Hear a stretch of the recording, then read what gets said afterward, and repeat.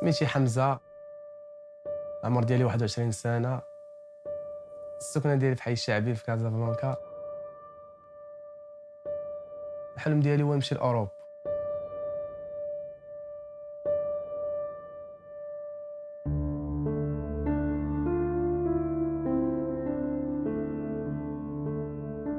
بزاف د الحوايج شفتهم ما عمرهم بغيت نساو.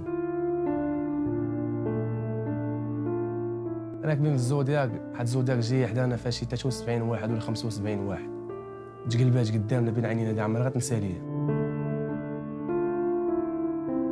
أنا سميتي عبد الرحيم، العمر ديالي 21 سنة. كنت كنحلم باش نمشي لأوروبا ومشيت، ولكن ما قدرتش نوصل لهذاك الحلم اللي بغيت نوصل ليه. في المغرب صعيب باش تضمن مستقبل كويس. اللي كيمشي ليها من التصاور ديالو والفيديوهات والعيشه الكاش مبدله بزاف، كتولي تفكر ان اوروبا احسن من المغرب بزاف ديال المرات. شفت شي حوايج جبتنا في الغابه، بقينا 3 ايام والبرد وما كاينش لا يعقل عليك، تتبغي تهرب ما تقدرش. الفراده بين ايدين مافيا. ملي كتوصل كتبان لك الرايه ديال اليونان كتفرح، كتقول صافي وصلت، انا غنوصل شي صافي وصلت لداك الشيء اللي بغيت، وصلت لداك الشيء. شي كيقول لك لا في الجزيره باغي خصك تاخذ خرطيه، وكيعيقوا بنادم ما تقدرش تكذب عليهم تقول لهم انا سوري ولا انا افغانستاني، ما تقدرش تقول لهم والو، يعرفوك مغربي من وجه. الا حصلوا كذبتي عليهم حبس.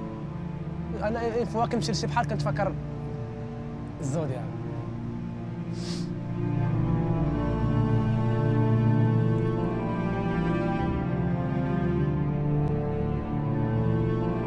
انا الحلم ديالي ما نكذبش عليك، ما كرهتش انا نبقى في المغرب وندير شي حاجه في بلادي وحدا والديا وحدا الناس اللي عزازين عليا. الحلم ديالي انا هو اوروبا، ولكن بهذه الطريقه ديال الحرايق ما نمشيش بها. الا كان شي مارياج بلون ولا شي حاجه نمشي بها، شي وريقات شي فيزا غادي نمشي.